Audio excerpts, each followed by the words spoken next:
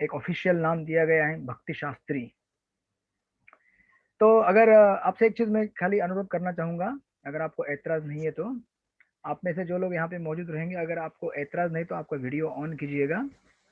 उससे मतलब आपकी मौजूदगी के बारे में मुझे पता चलेगा आप है नहीं है कहाँ है, और बाकी भक्तों को भी प्रोत्साहन मिलेगा कि हमारे साथ बाकी लोग जुड़े हुए हैं। राइट। तो जहाँ भी है जैसे भी है कोई बात नहीं। देखिए मैं भी गोडाउन में बैठा हूँ। आपके पीछे का बैकग्राउंड मैटर नहीं करेगा। आपके लिए इस समय आप हमारे लिए महत्वपूर्ण हैं। तो ये मेरा हमेशा से आपसे अनुरोध रहेगा, क्योंकि आपने बहुत सारे जो क्लासेस हैं ये ऑनलाइन ही होंगे अभी हाल फिलहाल में। तो आपसे मैं रिक्वेस्ट करूंगा कि आप जैसे भी हैं जहाँ भी हैं आपका वीडियो ऑन करके बैठिए। आप प्रसाद भी ले रहे हैं तो कोई भी कोई प्रॉब्लम नहीं है। आप किसी तकलीफ की वजह से बेड में लेटे हुए हैं, कुछ प्रॉब्लम है तो भी कोई प्रॉब्लम नहीं है। कहीं पार्क में बैठे हैं तो भी कोई प्रॉब्लम नहीं है। आप जैसे भी है जहाँ भी है मौजूद रहिए सिर्फ हमारे साथ। ठीक है। Okay, thank you. तो जैसे मैं बता रहा था, जस्ट टू ब्रीफली समराइज, ये बहुत ही महत्वपूर्ण कोर्स है। जैसे प्रभु जी ने भी पहले आप लोगों को बता चुके होंगे।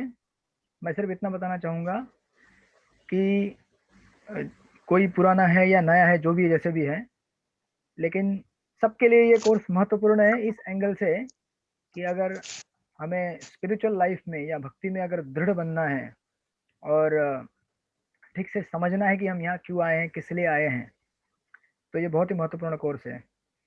जैसे कि आज के ज़माने में बहुत सारे स्पिरिचुअल ऑर्गेनाइजेशंस हैं, लेकिन सिस्टमेटिक स्टडी प्रोवाइड करने वाले बहुत ही कम जगह हैं जहाँ पे सिस्टमेटिक शास्त्रों का अध्ययन किया जाता है, कराया जाता है। और इतना याद रखिएगा कि आप में से कई लोग पुराने भी होंगे, कुछ लोग नए भी होंगे। शास्त्रों का जब हम अध्ययन करते हैं तो अकेले में करने में एक अलग चीज़ होती है और साथ में ग्रुप में पढ़ाई करने में एक अलग चीज़ होती है। उसका एक अलग आनंद रहता है और एक अलग शक्ति रहती है। इसलिए भगवत गीता में भी भगवान कहते हैं, मच्चित्ता मदगत प्राणा बोधयंत परस्परम कथयंतश्च माम नित्यम तुष्यन्ति च रमन्ति च। भक्तों के संग में ही आध्यात्मिक ग्रंथों का सही सही समझ हमें आ सकता है। वो हम ग्रेजुअली देखेंगे इस कोर्स में, कैसे एक एक करके प्रभुपाद बताएंगे हमको। और ये चीज़ और बताना चाहूँगा कि इस कोर्स का उद्देश्य बिल्कुल भी ये नहीं है कि हम शास्त्री बने, हम पंडित बने। हमें अंत तक ये चीज़ को याद रखना होगा कि हम इस कोर्स को इसलिए ज्वाइन किए हैं ताकि हम अच्छे भक्त बने। इसलिए इस कोर्स का नाम केवल शास्त्री नहीं रखा गया है, बल्कि भक्ति शास्त्री करके लिखा हुआ है। तो आप सब लोगों से यही मेरी विनती रहेगी, अनुरोध रहेगा कि हम लोग स्क्रिप्चर को मास्टर करने की कोशिश ना करें। स्क्रिप्चर के ऊपर कमांड लाना जरूरी है, लेकिन वो कमांड बहुत ही हम्बल और नम्र एटीट्यूड से होनी चाहिए, तभी हम शास्त्रों के मर्म को समझ सकते हैं। अदरवाइज आप भक्ति शास्त्र भी पूरा कर लेंगे लेकिन शास्त्रों को समझ नहीं पाएंगे। राइट। तो let's begin with our prayers. Generally आपके पास पता नहीं हुआ है कि नहीं, मेरे पास यहाँ पे, अरे आपके पास, सबके पास आज कितने सारे बुक्स लेके आए हैं आप लोग? वैसे तो आप घर में ही है, मैंने कहा था कि 4 बुक्स आपके पास रखिएगा। तो अपने कोर्स में 4 पुस्तकें रहेंगी। एक रहेगी भगवत गीता, दूसरी रहेगी ईशोपनिषद, तीसरी रहेगी उपदेशामृत और फाइनली भक्ति रसामृत सिंधु। तो हम जब कभी भी क्लास शुरू करेंगे तो जनरली हम लोग क्या करते हैं, शॉर्ट में करेंगे प्रेयर क्योंकि समय की कमी रहेगी, लेकिन हम लोग भगवत गीता में जो गुरु शिष्य परंपरा दी गई है उसका हम एक बार साथ में उच्चारण करेंगे। ठीक है। नमो विष्णुपादाय, आप सब लोग मेरे साथ बोल सकते हैं, नमो विष्णुपादाय कृष्ण पृष्ठाय भूतले श्रीमते भक्ति वेदांत स्वामी निति नामिने नमस्ते सरस्वती देवे गौरवाणी प्रचारिणे निर्विशेष शून्यवादी पाश्चात्य देश तारिणे। जय श्री कृष्ण चैतन्य प्रभु नित्यानंद श्री अद्वैत गदाधर श्रीवासादि गौर भक्त वृंद। हरे कृष्णा कृष्णा कृष्णा हरे हरे, हरे राम राम राम हरे हरे। ओके। तो अगर आपके पास भगवत गीता रहेगी तो भगवत गीता के इंट्रोडक्शन के बाद ब्रह्म मध्व गौड़ीय गुरु शिष्य परंपरा दी गई है। उस गुरु शिष्य परंपरा को हम नीचे से उनका नाम हर बार हर क्लास के पहले उच्चारण करके उनका आशीर्वाद लेंगे, ताकि शास्त्र को समझने में और उसको नम्र तरीके से जीवन में अप्लाई करने के लिए हमें शक्ति मिलेगी गुरु शिष्य परंपरा से। तो आपके किसी के जो भी गुरु महाराज रहेंगे उनका भी आप नाम ले सकते हैं शुरू में। हम सब लोग, मैं अभी क्या करूंगा, एक एक नाम लूंगा, आप मेरे पीछे रिपीट कीजिएगा। अब मेरे गुरु महाराज राधानाथ स्वामी महाराज है, तो इसलिए मैं उनका नाम लूंगा। आप अपने गुरु का नाम ले सकते हैं, या वही रहेंगे तो उनका नाम ले सकते हैं। परम पूज्य राधानाथ स्वामी महाराज, परम पूज्य राधानाथ स्वामी महाराज, ऐसी भक्ति वेदांत स्वामी प्रभुपाद, ऐसी भक्तिवेदांत स्वामी श्री प्रभुपाद, भक्ति सिद्धांत सरस्वती, भक्ति सिद्धांत सरस्वती, गौर किशोर, गौर किशोर, भक्ति विनोद, भक्ति विनोद, बलदेव जगन्नाथ, बलदेव, विश्वनाथ, विश्वनाथ, नरोत्तम, नरोत्तम, कृष्णदास, कृष्णदास, रघुनाथ जीव, रघुनाथ, रूप स्वरूप सनातन, रूप स्वरूप सनातन, श्री चैतन्य महाप्रभु, श्री चैतन्य महाप्रभु, ईश्वरपुरी नित्यानंद अद्वैत, माधवेंद्रपुरी, माधवेंद्र, लक्ष्मीपति, लक्ष्मीपति, व्यास तीर्थ, व्यास, ब्रह्मण्य तीर्थ, ब्रह्मण्य, पुरुषोत्तम, पुरुषोत्तम, जय धर्म, जय धर्म, राजेंद्र, राजेंद्र, विद्यानिधि, विद्यानिधि, दयानिधि, दयानिधि, ज्ञान सिंधु, ज्ञान, जय तीर्थ, जय, अक्षोभ्य, अशोक, माधव, माधव, नृहरि, नरहरि, पद्मनाभ, पद्मनाभ, मध्व, मध्व, व्यास, व्यास, नारद, नारद, ब्रह्मा, ब्रह्मा, श्री कृष्ण। श्री कृष्ण। ओके, तो हम लोग आज ये 4 बुक में से शुरू करने जा रहे हैं। ये वाला पुस्तक श्री ईशोपनिषद, ये हमारा सबसे पहला बुक रहेगा। यहाँ पे गुरु शिष्य परंपरा का पूरा लिस्ट नहीं, इसलिए मैंने भगवद गीता को पहले लिया पढ़ने के लिए। आप लोग डरिए मत, भगवद गीता शुरू नहीं कर रहा हूँ मैं, सबसे छोटे बुक से स्टार्ट कर रहा हूँ ईशोपनिषद। और इसके बाद हम करेंगे उपदेशामृत, उसके बाद करेंगे भगवद गीता, और फाइनली करेंगे भक्ति रसामृत सिंधु। इस तरह से हमारा पैटर्न जाएगा, क्योंकि सबसे पहले फिलोसॉफी, सबसे पहले बेसिक फिलोसॉफी जो इस पुस्तक में दी गई है ईशोपनिषद में, उसके बाद फिर थोड़ा एप्लीकेशन कैसे अप्लाई करना है जो उपदेशामृत में दिया गया है, उसके बाद फिर फिलोसॉफी डिटेल में, उसके बाद फिर फाइनली उसे कैसे अप्लाई करना है भक्ति रसामृत सिंधु के माध्यम से। तो आज हम शुरू करेंगे इस पुस्तक को ईशोपनिषद से। इस्कॉन में आने से पहले या फिर इस्कॉन में आने के बाद भी आप लोगों ने इस पुस्तक को देखा होगा, पढ़ा होगा। पहले आपने शायद प्रभुपाद की कमेंट्री ना पढ़ी हो, लेकिन यहाँ पे आपने प्रभुपाद की कमेंट्री रेफर की होगी।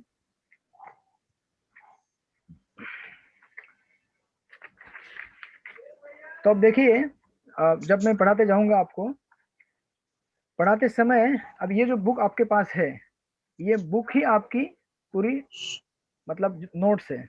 इसको मैं आपको इस तरह से दूंगा कि आपकी यही नोट्स बन जाएगी, आपको इसके अलावा दूसरे किसी नोट्स को रेफर करने की जरूरत नहीं पड़नी है, ठीक है। तो इसीलिए जब मैं सिखाऊंगा आपको, उस समय इसमें मैं कुछ मार्किंग्स दूंगा आपको कि ये पैराग्राफ को ये हेडलाइन दीजिए, नेक्स्ट पैराग्राफ को ये हेडलाइन दीजिए।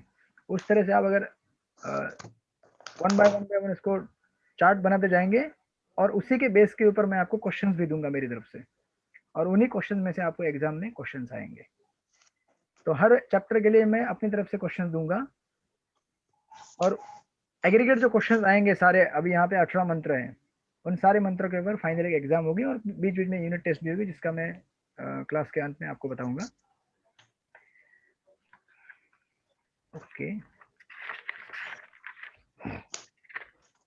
तो अगर आप इस पुस्तक का सबसे शुरू में देखेंगे, जो कवर पेज है, यहाँ पे कवर पेज के अंदर इस पुस्तक के नीचे लिखा है श्री ईशोपनिषद, यह वह ज्ञान जो मनुष्य को पूर्ण पुरुषोत्तम भगवान श्री कृष्ण के निकट लेके आता है। राइट, एक्चुअली ईशोपनिषद ये एक प्रभुपाद का एक सीरीज है लेक्चर्स का, और जो प्रभुपाद ने शुरुआत में इस्कॉन के बीटीजी मैगजीन में पब्लिश किया था। फिर इवेंचुअली इसको कंपाइल करके एक बुक बना, राइट, आपने अगर इसकी जानकारी रहेगी तो। और प्रभुपाद ने इसको इस तरह से प्रेजेंट किया है कि पूरा जैसे गीता को प्रभुपाद या फिर बाकी ग्रंथों को सिस्टमेटिकली प्रेजेंट करते आ रहे हैं। ओरिजिनल जो संस्कृत श्लोक रहेगा उसको, फिर उसका word to word meaning, and then उसका ट्रांसलेशन और इलाबोरेट कमेंट्री।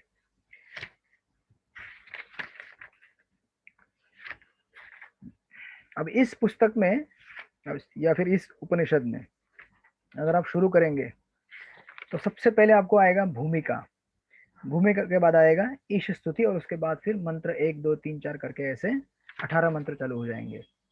तो किसी भी बुक को अगर आपको ठीक से जानना है, उसके बारे में समझना है, तो उसको शुरू से पढ़ा जाता है।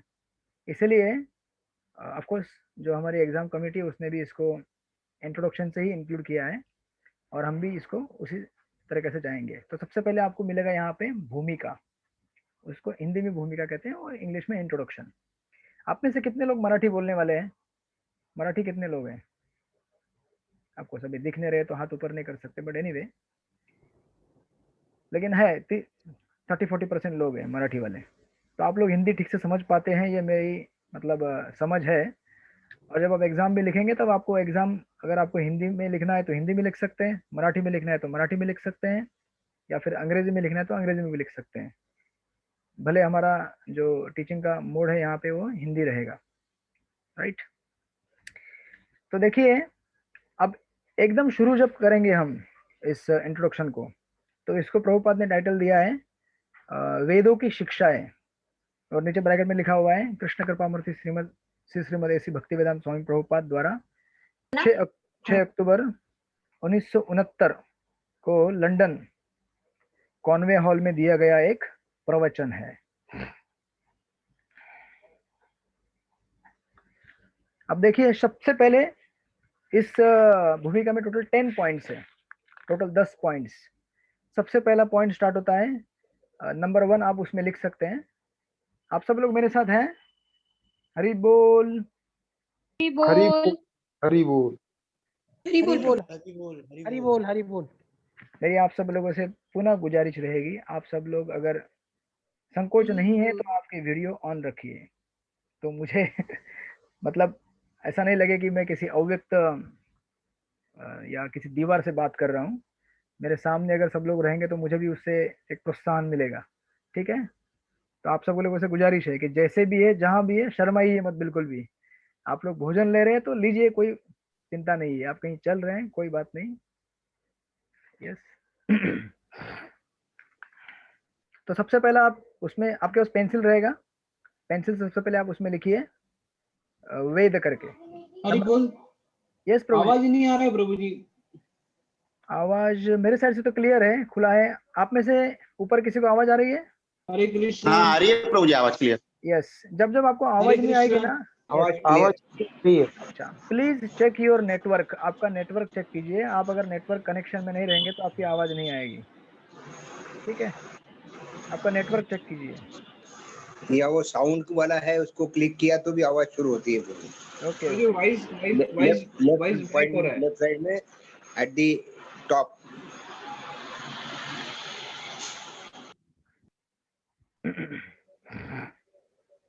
अब आ रही है प्रभु जी आवाज? ओके आ रही ओके ओके, थैंक यू। तो सबसे पहले आप पेंसिल से आप सब लोग लिख रहे हैं, देखिए यही आपके नोट्स हैं। अगर ये आपने ठीक से अभी क्लासरूम में अगर पढ़ाई करते समय नहीं लिखे तो आपको बाद में एग्जाम के टाइम में दिक्कत आएगी पढ़ाई करते समय। और ये पहला जो भूमिका इंट्रोडक्शन है बहुत ही फाउंडेशनल है। इसको अगर आप ठीक से समझ पाए तो आपका भक्ति शास्त्री का शुरुआत, जो बोलते हैं ना शुभ गणेश शुभारंभ, बहुत अच्छा हो जाएगा, क्योंकि ये सबसे बेसिक है। थोड़ा फिलोसॉफिकल है, आप लोग बोर मत होइएगा। मैं यथाशक्ति और संभव प्रयास करूंगा आपको एंटरटेन करने का। थोड़ा प्रभु जी, यस प्रभु जी एक मुझे बोलना है। यस प्रभु जी। ये अभी ये ईशो उपदेश हम सभी के पास शायद अवेलेबल नहीं है अभी आज की तारीख में, क्योंकि हमने ऑर्डर दिए अभी सभी भक्तों के पास अवेलेबल नहीं है। अच्छा, कोई तो बात उसमें नहीं, मेरे नहीं पास भी रहेगा। अवेलेबल नहीं है। अच्छा, तो कोई बात नहीं, हाँ, नहीं तो रहेगा थोड़ा तो अभी आप नेक्स्ट टाइम सबके पास अवेलेबल हो जाएगी। यस, नहीं रहेगा तो भी कोई बात नहीं, मैं इसके फोटो खींच के आपको पोस्ट कर दूंगा, तो आप लोग देख देख के उसको मार्क कर सकेंगे। लेकिन फिर भी हाँ प्रभु जी, चलिए। जो लोग मौजूद है यहाँ पे उसको मार्क करते जाइए। तो सबसे पहला पॉइंट अच्छा। है वेद करके, नंबर 1। अभी ये इलाबोरेट एनालिसिस यहाँ पे किया गया है कि वेद क्या है, कैसे हैं और कैसे बनते हैं, और हमारे भक्ति शास्त्री कोर्स का स्ट्रक्चर भी कैसे है इस वेद के हिसाब से। तो थोड़ा सा मैं पढ़ूंगा यहाँ पे। प्रभुपाद लिखते हैं, देवियों तथा सज्जनों, आज के प्रवचन का विषय है वेदों की शिक्षाएं। वेद क्या है? संस्कृत में वेद शब्द की मूल धातु की व्याख्या कई प्रकार से की जा सकती है, लेकिन अंततः उसका तात्पर्य एक ही है। वेद का अर्थ है ज्ञान। तो बेसिकली सिंपल, ज्यादा कॉम्प्लिकेट मत कीजिए। वेद मतलब बेसिकली ज्ञान। अभी ज्ञान कई प्रकार के हो सकते हैं, भौतिक हो सकता है, आध्यात्मिक हो सकता है, राइट। और अगर आप you know Indian system of philosophy में जाएंगे, या फिर भारतीय दर्शन शास्त्र, या फिर भारतीय विचार, या इंडियन फिलोसफी को अगर ठीक से डिवाइड करेंगे तो दो ब्रांच पड़ते हैं। एक होता है आस्तिक, एक होता है नास्तिक। वो चार्ट में आपको बाद में भेज दूंगा फोटो खींच के, बट अभी ये भी समझने के लिए आपको सिंपल है, ज्यादा सिर्फ आप ध्यान देते जाए जैसे मैं बताते जा रहा हूँ। इंडियन फिलोसफी में दो सेक्शन पढ़ते हैं, एक होता है आस्तिक, एक होता है नास्तिक। आस्तिक के अंदर भी फिर क्या होता है, 6 आपने सुने होंगे, there are 6 systems of philosophy within India. 6 प्रकार के क्या है, दर्शन देने वाले, विचारधारा के सिद्धांत या फिर लोग हैं। जैसे सांख्य है, आपने सुना होगा, सांख्य कपिल मुनि का प्रवचन दिया गया है। उसके बाद वैशेषिका कणाद मुनि का, उसके बाद मीमांसा जैमिनी मुनि का, उसके बाद योग पतंजलि मुनि का, उसके बाद न्याय गौतम, और फाइनली वेदांत जो व्यासदेव जी ने दिया हुआ है। तो ऐसे 6 सिस्टम्स ऑफ फिलोसफी हैं with in the Astik line. और नास्तिक लाइन के अंदर है जैनिज्म, बुद्धिज्म और चारवाक, ऐसे ब्रांच पड़ते हैं। आप कहीं भी गूगल करेंगे तो भी ये सब चार्ट मिल जाते हैं, उसमें कोई ये नहीं है। तो ये जो अभी हम बात करेंगे केवल आस्तिक लाइन की, नास्तिक तो यहाँ से निकल गए, हमको तो उसके बारे में स्टडी करना ही नहीं है, जैनिज्म, बुद्धिज्म और चारवाक। तो यहाँ पे आ गए हमारे 6 systems of philosophy. Within that Vedanta को सबसे अल्टीमेट कंक्लूजन माना जाता है भारतीय दर्शन शास्त्र में। उस वेदांत के अंदर फिर 3 मेन ब्रांच आते हैं। एक होता है श्रुति, दूसरा होता है स्मृति, और तीसरा होता है न्याय। हो गए आप लोग कंफ्यूज? कि नहीं हुए? सिंपल, मैं आपको समराइज कर रहा हूँ वापस। भारतीय जो विचारधारा है वो 2 भागों में बांटी गई है, आस्तिक और नास्तिक। नास्तिक को छोड़ दीजिए, जैनिज्म, बुद्धिज्म, चारवाक वो निकल गया रास्ते से, बच गया अभी आस्तिक। आस्तिक के अंदर फिर क्या है, there are 6 systems of philosophy, right, जिसमें सांख्य है, मीमांसा है, योग है, और फाइनली आप इतने सारे आपको नहीं समझ में आए ना तो भी एक चीज याद रख लीजिए, वेदांत। अब ये वेदांत जो है, इस वेदांत के 3 भाग पड़ते हैं, और वो होते हैं श्रुति, स्मृति और न्याय, राइट। ये जो पहला पैराग्राफ मैं इस पुस्तक में बता रहा हूँ उसका ये पूरा विवरण चल रहा है, ये पहले पैराग्राफ के ऊपर। ये समझने के लिए कि आखिर ये बड़ा स्ट्रक्चर है क्या, इतना बड़ा। तो अभी देखिए जो मैंने 3 यहाँ पे बताए, श्रुति, स्मृति और न्याय, जो कि वेदांत के अंडर है, और जो वेदांत आस्तिक कैटेगरी के अंदर है, और जो आस्तिक कैटेगरी जो है ये हमारे 6 सिस्टम फिलोसफी के में से एक बड़ा भाग है, नास्तिक को छोड़ के। तो आस्तिक, उसके अंदर वेदांत, वेदांत के अंदर श्रुति, स्मृति और न्याय, ठीक है। अभी फिर श्रुति के अंदर फिर सब डिविजन्स पढ़ते हैं, तो वो 4 होते हैं। आपको अगर मांगता तो आप लोग ऐसा चार्ट वहां पे लिख लीजिए, आपको आइडिया आएगा जो मैं बोलते जा रहा हूँ सिंपल इसमें। अब श्रुति के अंदर फिर क्या है, 4 सेक्शन है, संहिता, ब्राह्मणा, अरण्यका और उपनिषद। ये सब मैं क्यों बताया, फाइनली कंक्लूड करने के लिए कि हम उपनिषद में आ रहे हैं तो उसका यहाँ पे ऐसे ब्रांचिंग आता है। तो संहिता मतलब क्या होता है? हरे कृष्णा प्रभु जी। यस माता जी। हरे कृष्णा। यस माता जी। फिर से बोलिए प्रभु जी, ये श्रुति के चारों।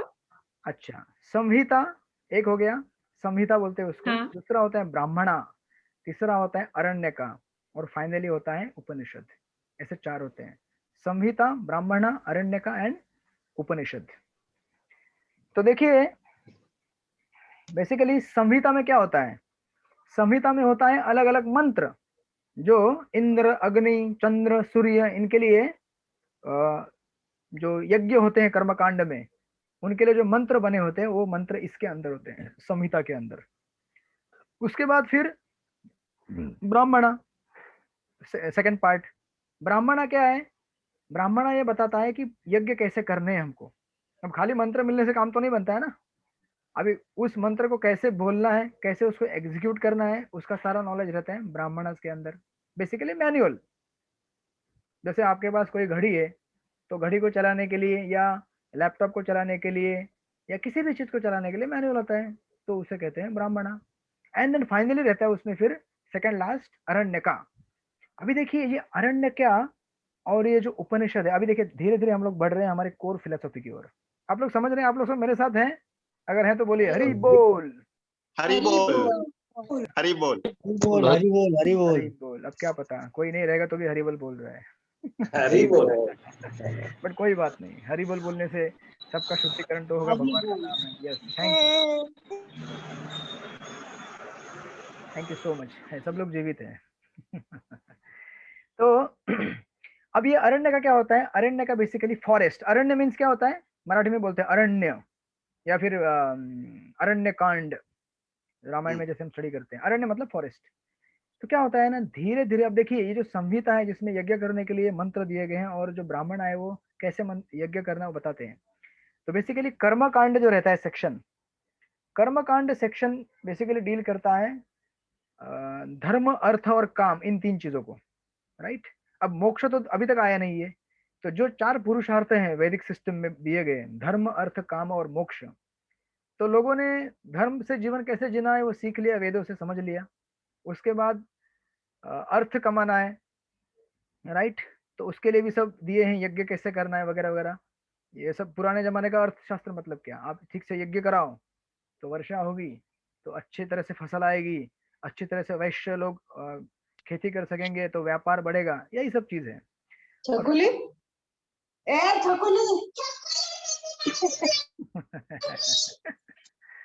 ओके, यहाँ पे वैदिक यज्ञ करते करते यहाँ पे भी छकुली आ गई है।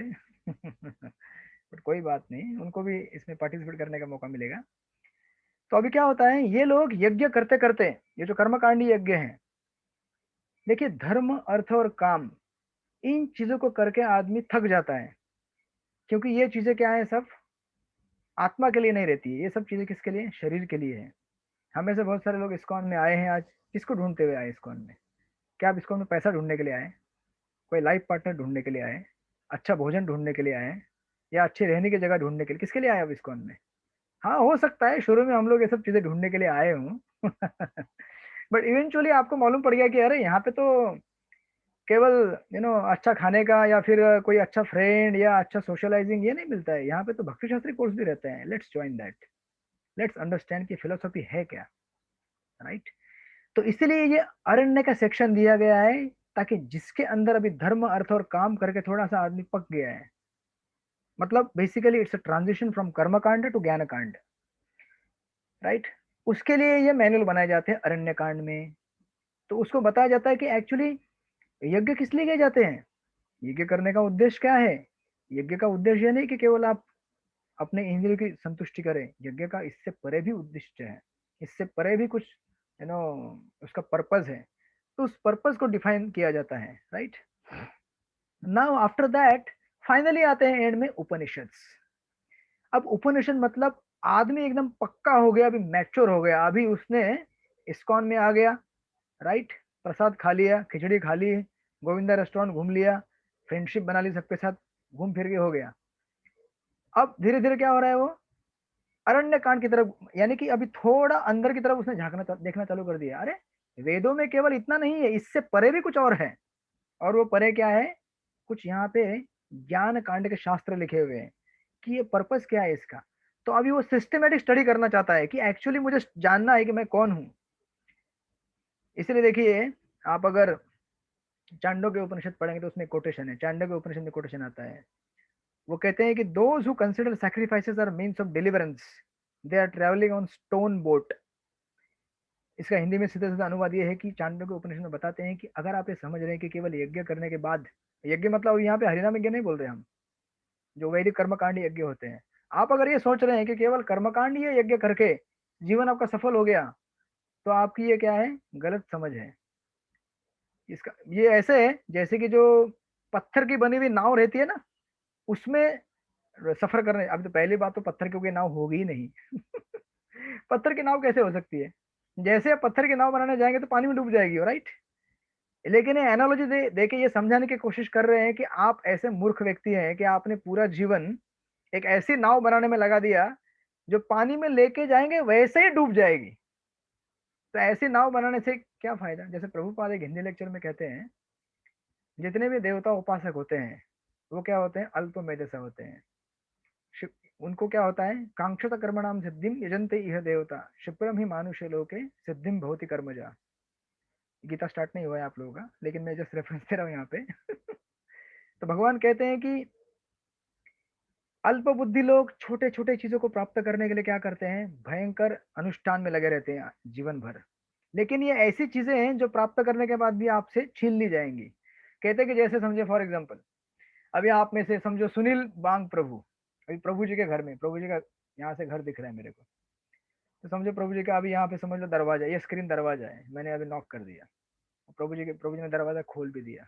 तो कई लोगों ने दरवाजा बंद करके रखा है, तो मुझे वहां पे जाने की एंट्री नहीं है, लेकिन प्रभु जी का दरवाजा खुला है इसलिए मैं वहां आ गया। अब प्रभु जी के घर के अंदर आने के बाद अगर प्रभु जी बोलेंगे यस प्रभु जी प्लीज वेलकम, आइए बैठिए, चलिए अब सब हो गया, प्रसाद ले लिया, जूस पी लिया, अभी जाते समय प्रभु जी बोले कुछ दक्षिणा लेके जाइए, आप मंदिर से आए हैं, साधु हैं, आश्रम में रहते हैं। और प्रभु जी ने बोला ठीक है, ये मेरी तरफ से कुछ 5,000 रुपए की राशि, मैं किसी से मांग नहीं रहा हूँ जस्ट एन एग्जाम्पल। तो आप बोलेंगे पहले ही क्लास में प्रभु जी तो दक्षिणा मांगना चालू कर दिए, तो कोई बात नहीं है। तो अभी समझो फॉर एग्जाम्पल अगर प्रभु जी ने मुझे कुछ दिया, लेकिन प्रभु जी ने इस शर्त के साथ दिया कि प्रभु जी बोले कि देखो आपको तो मैं दे रहा हूं, लेकिन ये दरवाजे से बाहर निकलने के पहले आपको मुझे देना है, तो फिर कौन लेगा उसको? कौन समझदार व्यक्ति रहेगा, बोलेगा कि मुझे मेरे हाथ में दक्षिणा दे दो? जो भौतिक सुख रहता है वो भी ऐसे ही होता है। मतलब हम जीवन पर्यंत प्रयास करते हैं उसको अपने हाथों में लेने के लिए, लेकिन जैसे हाथों में आता है वैसे ही वो क्या हो जाता है? गायब हो जाता है। इसलिए तो इसको कहते हैं चपल सुख, यानी कि जो बहुत ही चपल है। तो ये जो सारे शास्त्र सिस्टमेटिकली बनाए गए हैं, आप में से कोई भी लोग डरिए मत बिल्कुल कि मैं आपको बोलूंगा कि अभी संहिता के ऊपर अध्ययन करके बताइए, ब्राह्मणा, अरण्य का, उपनिषद, मैं आपको कंक्लूजन में लेके जा रहा हूँ धीरे धीरे। प्रभुपाद की पुस्तकें इतनी ग्लोरियस और इतनी सिस्टमेटिकली बनाई गई हैं कि आपको केवल प्रभुपाद की इन पुस्तकों को पढ़ के ये सारे वेदों का जो इतना जटिल स्ट्रक्चर मैंने अभी बताया आपको एक एक करके, सबका समरी आपको मिल जाता है उसमें। तो इसीलिए उपनिषद बनाए गए हैं ताकि जो व्यक्ति पूरा पक्का हो चुका है अभी स्टडी करने के लिए भक्ति Shastri, yes now I am ready, तो प्लीज वेलकम। तो आपको अंदर बुलाया जाएगा और आपको फिर सिस्टमेटिकली स्टडी कराया जाएगा, आत्म तत्व के बारे में बताया जाएगा, ब्रह्मन के बारे में बताया जाएगा, फिर फाइनली परमात्मा के बारे में बताया जाएगा, फिर भगवान के बारे में बताया जाएगा, और ग्रेजुअली उसका जर्नी स्टार्ट होगा फ्रॉम कर्मकांड टू ज्ञान कांड टू अष्टांग टू भक्ति। ये सब योगा लड़र भगवत गीता में तो डेफिनेटली आएगा ही, बट यहाँ पे जस्ट टू समराइज। तो इसीलिए जब आप इस तरह से उपनिषद में आएंगे, और इसलिए ये भी उपनिषद आपको दिया, इस देखिए इसलिए इस उपनिषद में ऐसी चीजें लिखी गई है, और देखिए उपनिषद की भाषा भी ऐसी रहती है कि समझने में थोड़ी कठिन रहती है। उपनिषद को इस तरह से ठीक से नहीं समझा जा सकता बिना कमेंट्री के। अगर आपने क्योंकि ये क्या है, ट्रांजिशन लेवल पे है, कर्म कांड टू ज्ञान कांड, और फाइनली ज्ञान कांड से आपको भक्ति की तरफ लेके जाना चाहते हैं। लेकिन यहाँ पे व्यक्ति क्या है ना, पूरा पूरा भक्ति योगी नहीं है, वो थोड़ा ज्ञानी भी है। इसीलिए यहाँ पे बहुत सारे जो टर्म्स दिए गए हैं वो ज्ञानी लेवल के टर्म्स हैं। इसलिए बाद में आएगा भगवान बहुत दूर भी है, भगवान बहुत पास भी है, बोलेंगे क्या है सब, भगवान खाते भी हैं और खाते भी नहीं है, भगवान ऐसे, मतलब अलग अलग विरोधाभास देने वाली चीजें आएंगी इसमें। तो इसलिए प्रभुपाद की कमेंट्री बहुत ही इसेंशियल है हमारे लिए वो पढ़ने के लिए। तो जस्ट टू समराइज, मैंने आपको यहाँ पे अभी तक बताया कि जो हमारा इंडियन सिस्टम ऑफ थॉट है या इंडियन फिलोसॉफी है, उसके अंदर दो ब्रांच पढ़ते हैं, आस्तिक और नास्तिक। बुद्धिज्म, जैनिज्म, चार्वाकम, ये नास्तिक है, वो बाहर निकल गया। आस्तिक के अंदर फिर हमारे 6 सिस्टम्स ऑफ फिलोसॉफी हैं, जिसमें सांख्य, वैशेषिक, मीमांसा, योग, न्याय और वेदांत। और वेदांत के अंदर हमारा ये 3 ब्रांच पड़ता है, श्रुति, स्मृति और न्याय। उसमें से मैंने आपको केवल एक बताया, श्रुति। और श्रुति के अंदर फिर होते हैं 4, वो होते हैं Samhita, Brahmana, Aranyakanda, Upanishad. Is that clear to everyone? सबको थोड़ा थोड़ा समझ में आ रहा है? आप में से कुछ लोग हाँ डरे प्रभु हुए जी, यस। प्रभु जी समझ में आ रहा है। कुछ लोग डरे हुए हैं क्या कि प्रभु जी ने पहले क्लास में सिर्फ टेक्निकल टर्म बताना चालू कर दिया, पता नहीं अभी कौन सा मैथ सिखाने जा रहे हैं। तो डरिए नहीं, ये सब आपके सिलेबस का पार्ट नहीं है, लेकिन ये सिलेबस की तरफ लेके जा रहा है आपको, because you need to understand कि हम कहाँ हैं, क्या पढ़ रहे हैं, क्यों पढ़ रहे हैं। किसी को अभी कुछ प्रश्न है तो बोलिए अभी इस बीच में, मैं और एक मिनट का अंतराल दे रहा हूँ आप लोगों को। यस प्रभु जी, माता जी। प्रभु जी मेरा एक प्रश्न है। यस सचिन प्रभु बोलिए। प्रभु जी ये जो आप जितना भी ये लेक्चर जो होंगे उसका रिकॉर्डिंग्स जो है ये अवेलेबल हो जाएगा ना? यस प्रभु जी, इसका रिकॉर्डिंग मैं हमेशा रखता हूँ, मैंने रखा भी है अभी, और इसको मैं आपको पोस्ट कर दूंगा यूट्यूब पे, और आपको वहाँ पे वो मिलेगा एक लिंक। मैंने एक भगवद गीता का अलग से एक बना के रखा है जहाँ पे खाली भगवद गीता के लेक्चर अपलोड करते रहता हूँ, तो वो पार्ट आपको मिलेगा। वो मेरा पहले से यहाँ पे चलता आ रहा है, जहाँ पे मैं लेक्चर्स लेता हूँ अलग अलग जगह पे गीता के, वो मैं रिकॉर्ड करता हूँ, तो वो भी आपको मैं लिंक पोस्ट करते जाऊंगा यहाँ पे, जैसे लेक्चर होगा उसको अपलोड करके, तो आपको मिल जाएगा, उसकी चिंता मत कीजिए। यस, और किसी का कोई प्रश्न? हरे कृष्ण प्रभु जी, दंडवत प्रणाम प्रभु जी।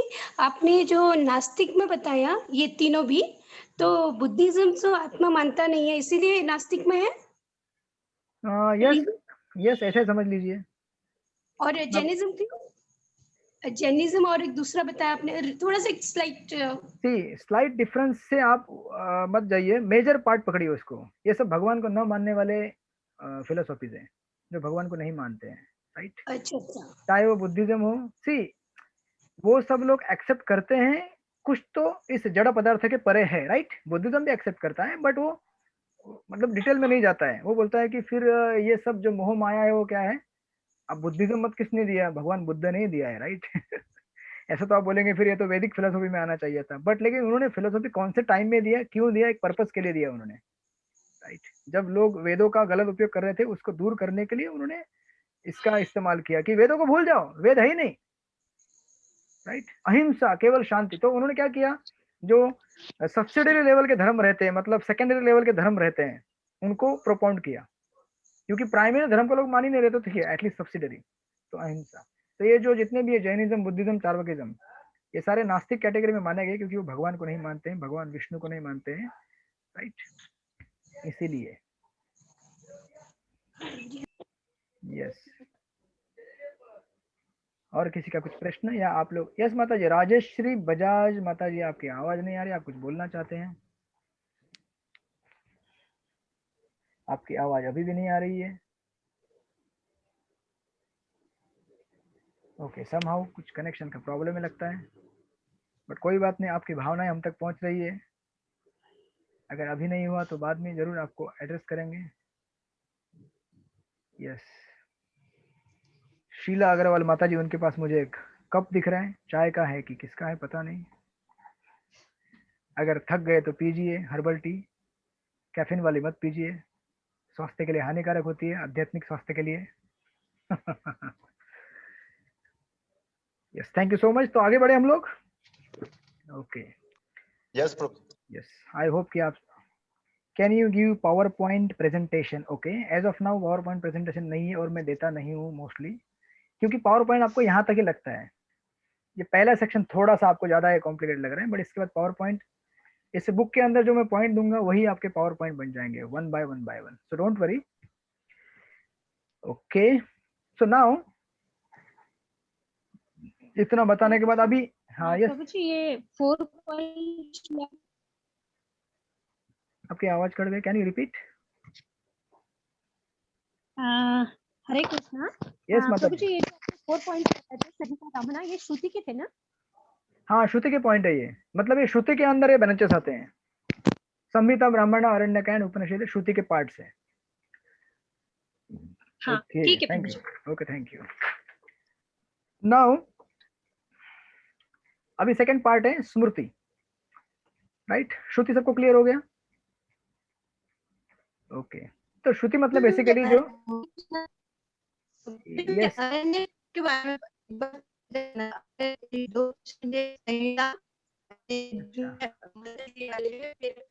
आपकी आवाज गिटार के जैसी आ रही है, टुंग टुंग टुंग करके। तो शायद आप गिटार बजाना चाहती है, पता नहीं क्या है, अभी भी क्लियर नहीं है। कृष्ण यस माता जी। अच्छा, आप में से किसी और को आ रही है क्लियर आवाज? नहीं नहीं प्रभु जी। नहीं प्रभु जी। ठीक है। एनीवेज माता जी, आपके कनेक्शन में कुछ तो प्रॉब्लम है लगता है। आप इसको कैप्चर करके रखिए, क्लास के बाद में आगे उपरांत मिलेंगे। तो श्रुति मतलब जो सुना जाता है और जो ग्रहण किया जाता है।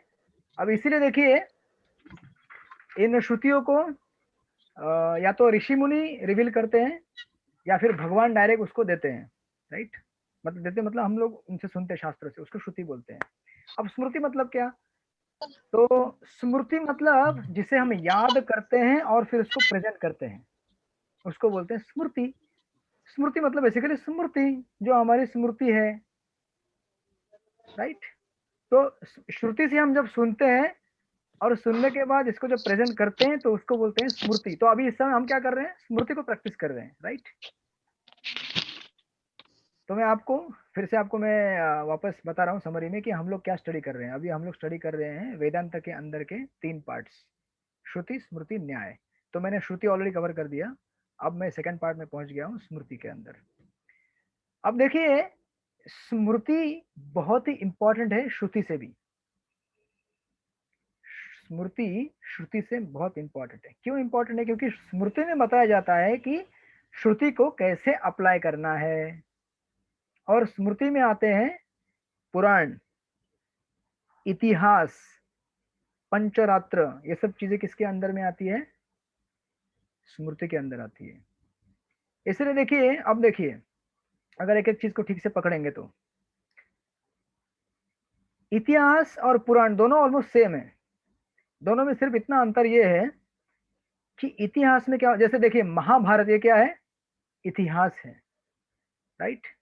तो महाभारत में क्या होता है? केवल एक जो वंश है, जैसे पांडव और कौरव, कुरु वंश, उसके बारे में विस्तार से बताया गया है, उसको बोलते हैं इतिहास। मतलब इतिहास बेसिकली फोकस करता है किसी एक पर्टिकुलर व्यक्ति के इतिहास के ऊपर या डायनेस्टी के ऊपर। फिर उससे जुड़े हुए जो छोटे छोटे कुछ रहेंगे इतिहास, वो भी उसमें जुड़ जाएंगे, but primarily one particular dynasty. जैसे महाभारत में कौरवों के बारे में बताया गया है, पांडवों के बारे में बताया गया है।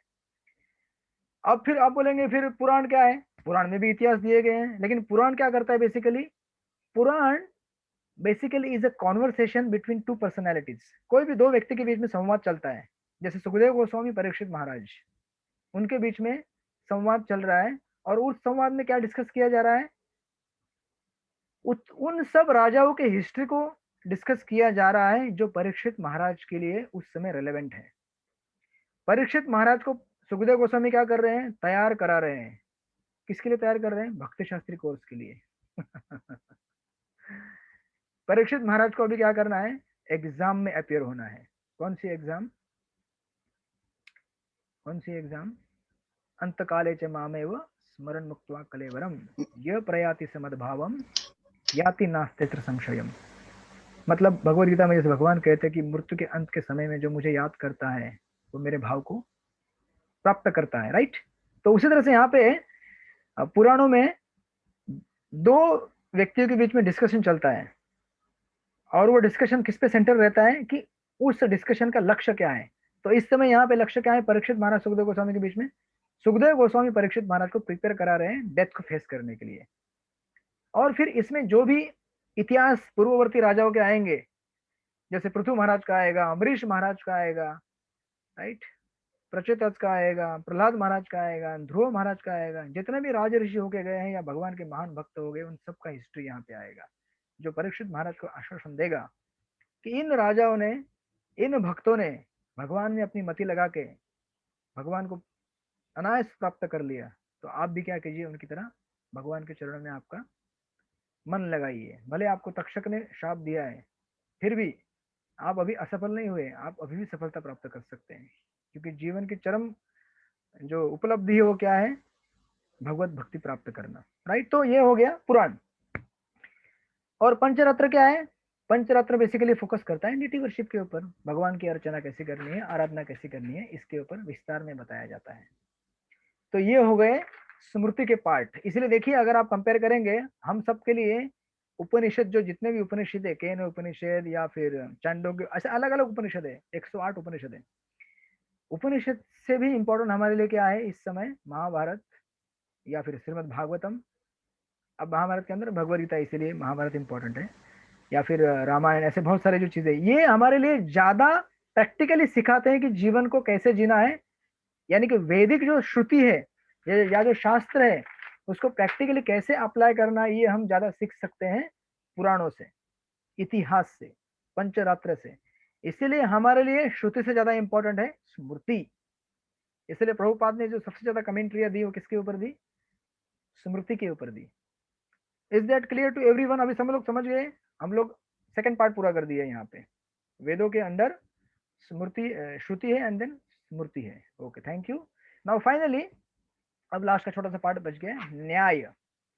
तो ये थर्ड कैटेगरी, तीसरी कैटेगरी है वेदों के अंदर। तो बेसिकली न्याय मतलब जो वेदांत सूत्र है, सिंपल भाषा में आप उसी को न्याय समझ लीजिए। और वेदांत सूत्र के ऊपर उसको समझाने के लिए जो कमेंट्री दी गई है वो क्या है? वो क्या है? श्रीमद् भागवत पुराण, जो व्यासदेव जी ने अपनी से खुद कमेंट्री दी, राइट। तो इस तरह से अब आप बोलेंगे कि वेदांत सूत्र की जरूरत हमें क्यों पड़ती है और वेदांत सूत्र है क्या?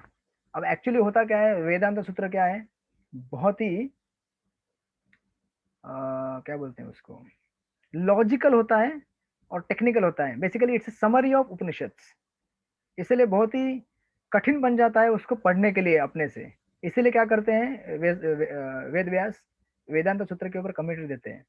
और देखिए ये जो तीन चीजें जो मैंने आपको बताई, तीन कौन सी? श्रुति, स्मृति और न्याय। ये तीनों चीजें हमको क्या की है, प्रभुपाद ने दी है। श्रुति हमारे पास क्या है, अब बताइए, आप लोग की अभी परीक्षा होगी हमारे पास श्रुति क्या है? ये जो चार हमारी किताब है ना, या चार हमारे पास जितनी इस्कॉन में किताबें हैं, भगवद गीता, भागवतम, ईशोपनिषद, उपदेशामृत, भक्ति रसामृत सिंधु, चैतन्य चरितामृत जो भी है, या महाभारत जो भी है, अभी हमारे पास श्रुति कौन सा है? Ishopanishad. Correct, Ishopanishad is one of the Shruti. और भगवद गीता भी श्रुति है। एट द सेम टाइम वो क्या है? वो क्या है? स्मृति भी है। इतिहास। हाँ, यस यस, मतलब इतिहास। तो हमारे पास श्रुति क्या है? ईशोपनिषद है। स्मृति क्या है? भगवद गीता, क्योंकि वो महाभारत का पार्ट है, राइट। और हमारे पास भागवत पुराण तो है ही है, वो भी स्मृति का पार्ट हो गया, राइट। और न्याय क्या है हमारे पास? न्याय भागवतम। यस, क्योंकि भागवतम क्या है? नेचुरल कमेंट्री है वेदांत सूत्र के ऊपर। देखिए किसी भी संप्रदाय को अगर बोनाफाइड होना है ना, जितने भी संप्रदाय हैं, मतलब वेदांत के ऊपर टीका करने वाले, जैसे शंकर संप्रदाय, उन सारे संप्रदाय को इन तीन शास्त्र के ऊपर अपनी अपनी संप्रदाय की कमेंट्री लिखनी होती है, अदरवाइज उस संप्रदाय को बोनाफाइड नहीं माना जाता। शंकराचार्य ने इन सारे जो तीन है, श्रुति, स्मृति और न्याय, तीनों के ऊपर कमेंट्री दी है। रामानुजाचार्य ने कमेंट्री दी है सिर्फ एक इसके ऊपर, और फिर बाद में उन्होंने दो जो बचे हुए हैं उनके संप्रदाय में उनके शिष्य, जैसे आपने इधर भी प्रभुपाद ने भागवतम जितना लिखा, उसके बाद बाकी शिष्यों ने पूरा किया। उसी तरह से मध्व संप्रदाय में मध्वाचार्य ने अपने सारे इन तीनों के ऊपर कमेंट्री दी है, और अपने संप्रदाय में बलदेव विद्याभूषण ने इन तीनों के ऊपर कमेंट्री लिखी है। तो प्रभुपाद यहाँ पे बताएंगे आगे। गोविंद भाष्य करके बलदेव विद्याभूषण का कमेंट्री है वेदांत सूत्र के ऊपर। तो किसी भी संप्रदाय को अगर बोनाफाइड होना है तो इन तीन इसके ऊपर कमेंट्री देना बहुत जरूरी रहता है। So this is the summary of overall वैदिक स्टडी। अब इस वैदिक स्टडी के अंदर प्रभुपाद ने हमारे लिए भक्ति शास्त्री के लिए क्या चूज किए? ये चार किताबें। कौन सी? ईशोपनिषद, जो कि हमारे लिए क्या है? श्रुति है। भगवद गीता, जो भी हमारे लिए श्रुति है, एट द सेम टाइम स्मृति है। और फाइनली भागवत पुराण, अगर आपको जो भक्ति वैभव करेंगे बाद में उसमें आएगा। और ऑफकोर्स भक्ति रसामृत सिंधु और दूसरा उपदेशामृत। ये अप्लाई कैसे करने का श्रुति स्मृति को, उसके बारे में और डिटेल में जानकारी देता है। तो देखिए ये एक सुंदर, जैसे चैतन्य चंद्र का मैंने एक लेक्चर सुना था तो वो बताते हैं हाईलाइट की इसका। कहते हैं कि भगवद गीता जो है वो सबके लिए क्या है? सारे हिंदुओं के लिए। It's basically all Vedic followers, they follow Bhagavad Gita, pan Vedic है वो। उसके बाद अगर थोड़ा डेप्थ में आएंगे तो श्रीमद् भागवतम, वो किसके लिए? सारे वैष्णव समाज के लिए। तो पूरे भारतवर्ष में जितने भी वैष्णव समाज रहेंगे, चाहे वह निम्बार्क संप्रदाय हो, मध्व हो, गौड़ीय हो, कोई भी हो, सबके लिए थोड़ा डेप्थ में अगर हम अंदर आएंगे तो हमारे लिए क्या दिया प्रभुपाद ने, चैतन्य चरित्रामृत, जो हमारा संप्रदाय स्पेसिफिक है गौड़ीय वैष्णविज्म के लिए। और फिर साथ में हमको दिया है भक्ति रसामृत सिंधु। अब देखिए ऐसा देखा जाए तो प्रभुपाद ने कहा होता कि बहुत सारे शास्त्र पढ़िए आप सारे जो मैंने बताया आपको अभी, ब्राह्मण, अरण्य का, और उसके बाद उपनिषद, संहिता, जितने भी डिटेल में बताइए, या फिर जो ओरिजिनल 6 सिस्टम्स ऑफ फिलोसॉफी है। लेकिन आप अगर चैतन्य चरित्रामृत रेफर करेंगे तो वहां पे एक श्लोक आता है, बहुशास्त्र बहुवाक्य चित्त भ्रम होए, साधन साध्य श्रेष्ठ न है निश्चय। कहते हैं कि बहुशास्त्र, बहुत सारे शास्त्र पढ़ेंगे तो क्या हो जाएगा, चित्त हमारा भ्रमित हो जाएगा। अभी भी आपका चित्त भ्रम हो गया होगा आज ये आपकी परीक्षा है, आप भक्ति शास्त्री कोर्स करने के लिए फिट होके आए नहीं आए, या फिर ऐसे घुस गए चलो थोड़ा सा मजा आएगा, कुछ थोड़ा जोक सुनेंगे, स्टोरी सुनेंगे, तो आपको ये आएगा आगे, चिंता मत कीजिए। लेकिन जहाँ पे फिलोसॉफी है वहाँ पे फिलोसॉफी आएगी डेफिनेटली। तो बहुशास्त्र बहुवाक्य चित्त भ्रम हो है, बहुत सारे शास्त्र पढ़ेंगे तो हमारा चित्त क्या हो जाता है, भ्रमित हो जाता है। ये छोड़ दीजिए, इवन विद इन इस्कॉन अगर आप अगर एक बुक पढ़ना चाहते हैं सिस्टमेटिकली, जैसे फॉर एग्जाम्पल अगर ईशोपनिषद है, इसके ऊपर अगर आपने अभी प्री मैच्योरली अगर समझो इस स्टेज में एक ही इंट्रोडक्शन के ऊपर 10 लोगों के अगर लेक्चर सुने तो आप भ्रमित हो जाएंगे, क्योंकि 10 लोगों के प्रेजेंटेशन का समरी में एक ही बताते हो, कंक्लूजन उनका एक ही रहता है, बट जिस तरह से वो कुछ पॉइंट ऐड करते हैं, कुछ एग्जांपल ऐड करते हैं, तो आप अरे इन्होंने एग्जांपल, ये तो कॉन्ट्राडिक्टरी है, मैच नहीं हो रहा है, वो मैच नहीं हो रहा है। इसलिए महाप्रभु कहते हैं कि क्या करना चाहिए हमें, इतने सारे शास्त्र नहीं पढ़ने चाहिए। अगर इतने सारे शास्त्र पढ़ो तो क्या होगा, न साधन साध्य श्रेष्ठ न हो निश्चय। साधन हमारा क्या है जीवन में आगे बढ़ने के लिए, और हमारा साध्य क्या होना चाहिए, मतलब अल्टीमेट गोल क्या है मेरे लाइफ का, वो आपको निश्चित नहीं बनेगा। इसीलिए कहते हैं अनेक शास्त्रम बहुवेदितव्यम अल्पश्च कालम बहुवश्च विज्ञ। कहते हैं कि अनेक शास्त्र हैं, कितने सारे शास्त्र हैं, बहुवेदितव्यम। और बहुवेदित मतलब क्या, कि अभी देखिए गीता में जो 700 श्लोक है, उसमें से अगर एक श्लोक भी लेंगे ना, तो एक एक श्लोक के ऊपर कितने कितने लोगों ने कमेंट्री दी है। पूरे गीता के ऊपर भी लगभग दुनिया में 1000 के ऊपर कमेंट्रियां हैं। अब कौन से कमेंट्री पढ़ेंगे आप, और क्या समझने का प्रयास करेंगे, राइट। और हमारे पास प्रॉब्लम क्या है, अल्पश्च कालम, आपके पास बहुत ही लिमिटेड टाइम है। हमारा टाइम समाप्त होने को आ गया 9 बज गया, अभी 2 मिनट हो गए, बस 10-15 मिनट, फिर आपकी छुट्टी सबकी, आज की पाठशाला पूर्ण हो गई। तो इसीलिए कह रहे हैं कि अल्पश्च कालम, आपके पास बहुत ही कम समय है। और बहुवश्च विज्ञ, बहुत सारे ऑब्स्टेकल है पढ़ाई करने में। क्या ऑब्स्टेकल है, प्रभु जी ऑफिस से थक के आए हैं, अभी क्या पढ़ाई करेंगे। बस आप बोलते जाइए, हमारा काम तो सुनना है, हम सुनते जाएंगे, और अगर थक गए तो कैमरा बंद कर देंगे, सो जाएंगे, हमारी क्लास तो चलती रहेगी, आपका क्लास भी चलता रहेगा। इस तरह से हम दोनों यात्रा करते रहेंगे भगवत धाम की राइट। तो आपका ऑफिस है, घर की जिम्मेदारियां हैं, बहुत सारी चीजें हैं, आपका कुछ डेडलाइन है, घर का, बच्चे, स्कूल, ये वो, राइट। मुझे भी डेडलाइन रहता है यहाँ पे, ये सेवा पूरी करनी है, वो सेवा पूरी करनी है, तो भागदौड़ होती रहती है। तो इसलिए बहुवश्च विज्ञ बहुत ही प्रॉब्लम है, ऑब्स्टेकल है, पढ़ाई कर रहे हैं, नींद आ रही है, थक गए हैं, राइट। इसलिए प्रभुपाद कहते हैं कि just study few books and understand them thoroughly, तस्मात् सारभूत उपस्थितव्य। मतलब सिर्फ सार लो, जैसे गीता है और भागवत है, और ये 2-3 जो पुस्तकें हैं, ये हमको परफेक्ट सार देंगी, और हमारे लिए पूर्ण रहेगा साध्य और साधना समझने में इसलिए इन कंक्लूजन में मैं जस्ट आज मैंने आपको केवल इससे पहले लेक्चर में भूमिका में सिर्फ पहला पैराग्राफ के ऊपर हमने डिस्कस किया। हालांकि मेरा उद्देश्य था कि हम लोग और डेप्थ में जाके आज इसको पूरा करें भूमिका को, लेकिन आज इसको पूरा नहीं कर पाए, क्योंकि आज पहला ही दिन है, आप लोगों में थकाना नहीं चाहता हूँ, इसीलिए यहीं पर विश्राम देंगे। और जब हम अगली बार मिलेंगे नेक्स्ट टाइम, तो हम लोग क्या करेंगे, शुरू करेंगे सेकंड पॉइंट से, जो कि स्टार्ट होता है 4 हमारे जो दोष रहते हैं उससे। और ये मेरा आपके लिए एक आश्वासन रहेगा, अगर आप इस इंट्रोडक्शन को ठीक से पढ़ेंगे ना, आपके सबसे बेसिक जो डाउट्स हैं वो बहुत ही अच्छी तरह से क्लियर हो जाएंगे। शास्त्र को क्यों पढ़ना चाहिए, भक्ति शास्त्री क्यों करना चाहिए, क्या जरूरत है इतना बड़ा कोर्स, उसका उत्तर शुरू में ही प्रभुपाद ने दिया है ईशोपनिषद के इन पन्नों में। तो अगर आप सिस्टमेटिकली इसको पढ़ेंगे तो भक्ति में बहुत आगे बढ़ पाएंगे और भगवान की प्राप्ति कर पाएंगे। भगवान की सेवा का जो निरंतर आपने जो निश्चय किया है वो चलता रहेगा। ठीक है, तो हम लोग मिलेंगे अगले क्लास में, मैं उसका अनाउंसमेंट करूंगा कब क्लास होगी। तो यहाँ पे आज का ऑफिशियल क्लास खत्म हो गया। Thank you very much. Shrimad Bhagavat Gita Shri Ishopanishad की जय। वांछा कल्पतरुभ्यश्च कृपा सिन्धुभ्येव च पतितानां पावनेभ्यो वैष्णवेभ्यो नमो नमः। अनंत कोटि वैष्णव वृंद की जय। श्री ईशोपनिषद की जय। जय जय। इस्कॉन मधुबन के सारे भक्तों की जय। ठीक है, तो प्रभु जी मुझे बहुत अच्छा लेक्चर हुआ, मालूम ही नहीं पड़ा 1 घंटा कहाँ गया। यस, थैंक यू प्रभु जी। इसलिए मैंने कहा कि भक्तों के संग में जो चर्चा होती है शास्त्रों की वो बहुत ही अच्छी रहती है। हालांकि थोड़ा आज टेक्निकल टॉपिक्स थे, आज शुरुआत है।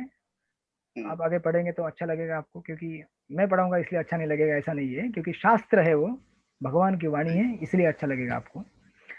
जस्ट और एक चीज है, 2-3 चीजें हैं जो मैं बताना चाहूंगा कि आप लोग संडे को रहते हैं अवेलेबल, राइट? संडे को रहते हैं? अच्छा प्रभु जी आपने जो अभी टाइम दिया है ना, ये सभी के लिए सुटेबल है, 8 से 9:30 बजे तक। इसमें कोई भी वर्किंग डे भी आपने कभी लिए तो हमको कोई प्रॉब्लम नहीं। अच्छा, तो मैं जनरली कोशिश करूंगा कि हफ्ते में 2 ही क्लास लूं, उससे ज्यादा नहीं लूंगा।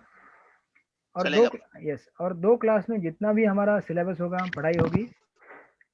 यस माता जी, आप कुछ बोलना चाहते बोलिए। सुचिता माता जी, you want to say something?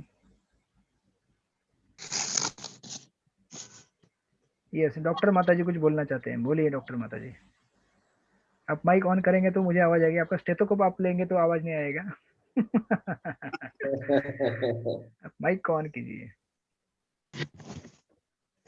Mute कीजिए माता जी, अनम्यूट कीजिए उसको। अच्छा, डॉक्टर को केवल स्टेथोस्कोप से केवल हार्ट मिलता है। हरे कृष्ण प्रभु जी, यस आवाज आ रही? हाँ यस। प्रभु जी, एखादा क्लास संडे को रखे ना, एक दिन संडे को रखे ना, मुझे अच्छे।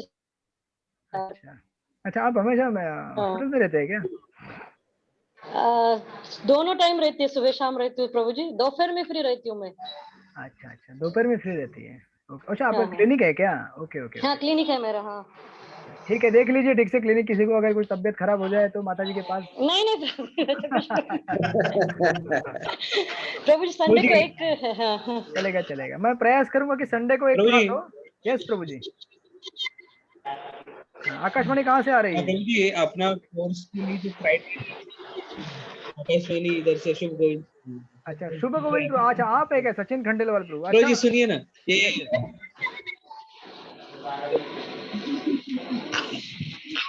एक मिनट, मैं बाकी सबको अनम्यूट करता हूँ, फिर आप बोलिए।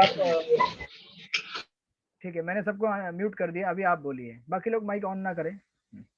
बोलिए शुभ गोविंद प्रभु, हमारे जो मैनेजर है यहाँ पे, असिस्टेंट कोर्स का जो अपना कोर्स का जो क्राइटेरिया जो है ना, हाँ। एक बार आप एक्सप्लेन कर दो। जो हमारा भक्ति शास्त्री कोर्स का क्राइटेरिया जो है, एक बार सबको एक्सप्लेन कर दो, फिर वो थोड़ा सा ठीक रहेगा, क्योंकि स्टडी और बाकी का सब भी वो लेवल पे सब लोगों को करना भी चाहिए। थोड़ा सा उसका क्राइटेरिया का एक्सप्लेनेशन रहेगा तो बहुत अच्छा होगा। यस प्रभु जी। देखिए, भक्ति शास्त्री पढ़ने के लिए एक ही क्राइटेरिया चाहिए आपको। क्या क्राइटेरिया चाहिए आपको भक्ति शास्त्री पढ़ने के लिए? और आप एक बात ध्यान से रखिए कि ये कोई केवल एकेडमिक कोर्स नहीं है। हालांकि आपको इसमें परीक्षा देनी पड़ेगी एट द सेम टाइम। और आप लोग बिल्कुल डरिए या नहीं मुझसे, मैं इतना खतरनाक टीचर नहीं हूँ। हालांकि मैं पहले टीचर रह चुका हूँ, इस्कॉन ज्वाइन करने के पहले मैं टीचर ही था। लेकिन मैं इस चीज में बिलीव करता हूँ कि मैं आप सब लोगों के साथ, आप सब लोग को साथ में लेकर चलूं, प्रोवाइडेड आप लोग भी मेरा साथ दें। तो मैं आप सब लोगों को जितने भी प्रश्न दूंगा ना, उसके उत्तर भी दे दूंगा एडवांस में। आप सब लोगों ने ठीक से सुन लिया? मैंने रिकॉर्डिंग भी ऑन रखा है। आप सब लोगों को मैं क्वेश्चन आंसर खुद प्रोवाइड करूंगा। क्वेश्चन भी मैं ही दूंगा, आंसर भी बुक में कहाँ है वो भी मैं ही आपको दूंगा। तो आप फिर आपका परिश्रम क्या रहा? केवल जो मैंने दिया हुआ क्वेश्चन आंसर है उसको पढ़ना, उसको थोड़ा सा मनन करना और एग्जाम में उसका समरी लिखना जैसा आपको समझा हुआ है। मैं ये नहीं बोल रहा हूँ कि डिक्टो एज इट इज भी आना चाहिए। I believe in the essence. आप अगर उसका संदेश ठीक से लिखेंगे, इसका मतलब ये भी नहीं कि कुछ रैंडमली संडे फिश में जो सुना वो लिख दें आप। ऐसा इतना रैंडम भी मत जाइए, but it should be related to that topic. जैसे अभी अगर प्रश्न आएगा कि वेद क्या है, तो आप बोलेंगे वेद वेद है। वेद 4 प्रकार के हैं, लेकिन आपने अगर मेन उसमें से लाइन मिस कर दिया, वेद का अर्थ होता है ज्ञान, तो फिर थोड़ा साइड लाइन हो जाएगा। तो ऐसे कुछ बारी बारी चीजें याद रखिएगा। तो इस कोर्स में आपकी एग्जाम रहेगी, एग्जाम आपको पास करना पड़ेगा। 65% पासिंग के लिए है। और आई बिलीव आप में से बहुत सारे लोगों ने इस्कॉन में इसके पहले बेसिक भगवदगीता कोर्स कर चुके होंगे, बहुत सारे लोग चैंटिंग भी करते होंगे। मैं अभी एक एक को नहीं पूछूंगा कि आप कितने राउंड चैंटिंग करते हैं, बट आई बिलीव कि आप सब लोग अच्छे खासे राउंड चैंटिंग करते हैं। और अगर जो कुछ कम ज़्यादा भी होंगे तो ये कोर्स करने के बाद डेफिनेटली आई बिलीव कि वो लोग ऊपर आगे बढ़ेंगे, क्योंकि कोर्स प्रभुपाद ने इस तरह से डिजाइन करके रखा है कि आपका इसमें बेनिफिट ही है। तो कोई भी डरिए मत। इस कोर्स को एडमिशन लेने के लिए एक ही क्वालिफिकेशन है, और वो ये है कि जिज्ञासा, कि मैं भगवान से प्रेम करना चाहता हूँ, भगवान को प्राप्त करना चाहता हूँ, जानना चाहता हूँ कि ये जीवन है क्या, कहाँ जाना है, कहाँ से आए हैं, क्यों जाना है। जिस व्यक्ति के मन में ये जिज्ञासा है वो 100% फुली क्वालिफाइड है इस कोर्स को एडमिट करने के लिए। लेकिन एट द सेम टाइम, जैसे मैंने कहा, आप सब लोगों को मेरे साथ रहना है। अगर आप मैं टाइम पे जो अगर क्वेश्चन दूंगा उसको पढ़ाई नहीं करेंगे तो आपको प्रेशर बिल्ड होता जाएगा। अब इससे आसान और कहाँ मिलेगा आपको, जब मैं आपको क्वेश्चन दूंगा और मैं ही आपको आंसर दूंगा। आप लोग चाहे तो मैं आंसर नहीं दूंगा, आप लोग और चाहे आप सोचेंगे कि प्रभु जी इतना सिंपल मत कर दीजिए कोर्स को, हम थोड़ा एकदम रफ एंड टफ स्टूडेंट है, हम अच्छी तरह खुद से पढ़ाई कर लेंगे, तो वो भी चलेगा मुझे। लेकिन जस्ट टू सिंप्लीफाई। और आज का जो टाइम चल रहा है, जैसे यहाँ पे कह रहे थे कि सब लोगों को अभी बहुत सारी जिम्मेदारियां हैं, गृहस्थ लाइफ की जिम्मेदारियां हैं, मंदिर की जिम्मेदारियां हैं। इन सब के बीच में आप लोगों ने एक धाड़स करके एक कोर्स में एडमिशन लिया है, तो फिर आपको भी मुझे सहायता करना मेरे लिए जरूरी है, इसलिए मैं आपको सहायता करूंगा और यथासंभव हो सके सिंपल भाषा में समझाने का प्रयास करूंगा। आई होप कि आज आप लोगों को मैंने कॉम्प्लिकेट नहीं किया है, आपको कंफ्यूज नहीं किया है। कोशिश कर रहा हूं मैं जितना सिंपल हो सके। आप लोगों को अगर नहीं समझ में आ रहा तो मुझे जरूर बोलिएगा। यस सचिन, सॉरी शुभ गोविंद प्रभु, आई होप कि लोग समझ गए हैं कि इस कोर्स में क्या करना है और कैसे उनको आगे बढ़ना है। हरे कृष्ण प्रभु जी। यस माता जी। प्रभु जी, आज जो आपने समझाया है उसमें नेक्स्ट इसमें आप थोड़ा बहुत फिर से रिपीट करोगे क्या? Yes definitely. मैं तो रिपीट किया, मैं तो आप लोगों को एग्जाम भी दूंगा, जो आप लोग जब नेक्स्ट क्लास में आएंगे उसके पहले आप मुझे क्वेश्चंस के आंसर देंगे। तो आपको तो पढ़ के आना ही पड़ेगा, कोई चारा है नहीं। जो आज थोड़ा बहुत ये हो गया है हमसे, तो उसको वापस आप रिपीट कर सको। चलेगा। मैं आपको क्या करूंगा ना, जो अभी मैंने जो छोटा सा ये दिया ना उसका चार्ट बना के दे दूंगा आपको। जो भी 1 घंटा हुआ एक छोटे चार्ट में आपको समझ जाएगा सब।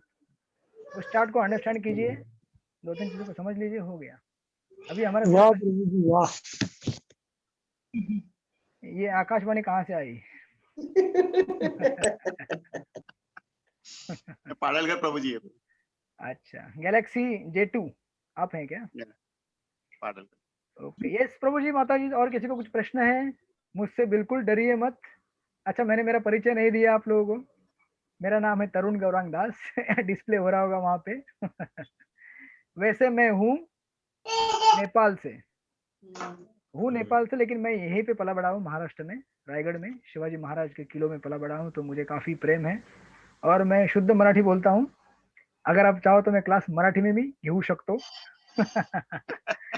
पण मी घेणार नाही, कारण मला आदेश आहे हिंदीमध्ये घ्या. सो मुझे मराठी भी बहुत अच्छा आता है, मैं यहाँ पे मराठी में पढ़ा बड़ा हूँ, हिंदी भी बोल लेता हूँ, अंग्रेजी भी बोल लेता हूँ, नेपाली तो बोल ही लेता हूँ। इसके पहले मैं बेस में 2008 में था, यहीं मुंबई में कॉलेज में मैं टीचर था। यहाँ बॉम्बे में क्रिश्चियन कॉलेज है फोर्ट में। फिर यहाँ पे एक हॉस्टल है, government college hostel, Churchgate में फोर्ट में, तो वहाँ पे अपने भक्त प्रोग्राम करते थे, वहीं से ज्वाइन हो गया।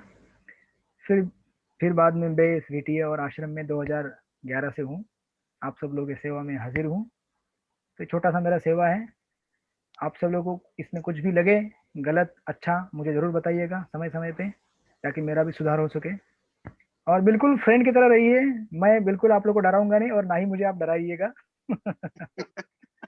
हम सब लोग एकदम फ्रेंडली, एकदम दोस्त के जैसे रहेंगे और अच्छी तरह कोर्स में आगे बढ़ेंगे।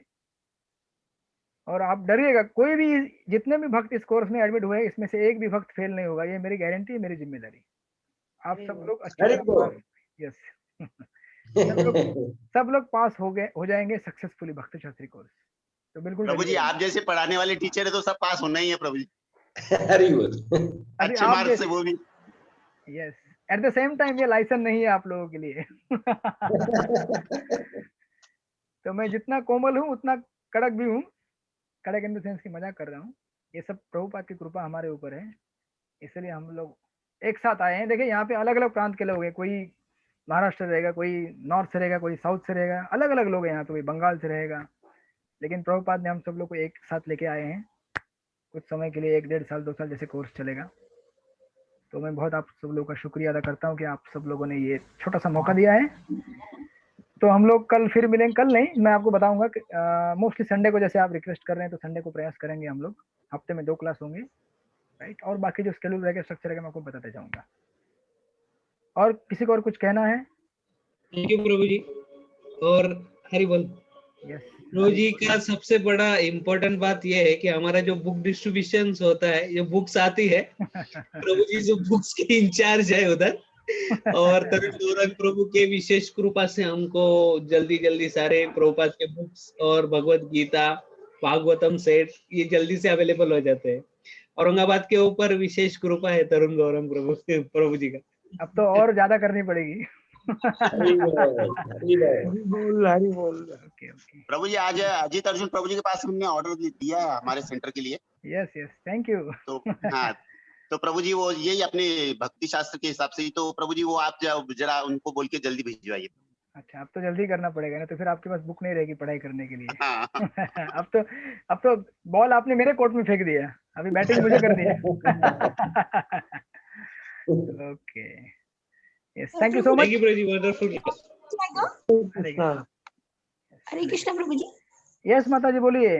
इस लेक्चर का रिकॉर्डिंग मिल जाएगा? यस माता जी, मैं आपको पोस्ट कर दूंगा व्हाट्सएप ग्रुप में, चिंता मत कीजिए, सारी व्यवस्था आपके लिए हाजिर है। हरी बोल। हरे कृष्ण हरे कृष्ण। हरे कृष्णा। वाञ्छाकल्पतरो वैश्य कृपा सिन्धुभ्यो च पतितानां पावनेभ्यो वैष्णवेभ्यो नमो नमः। अनंत कोटि वैष्णव वृंद की जय, श्रील प्रभुपाद की जय। हरे कृष्ण। जय जय।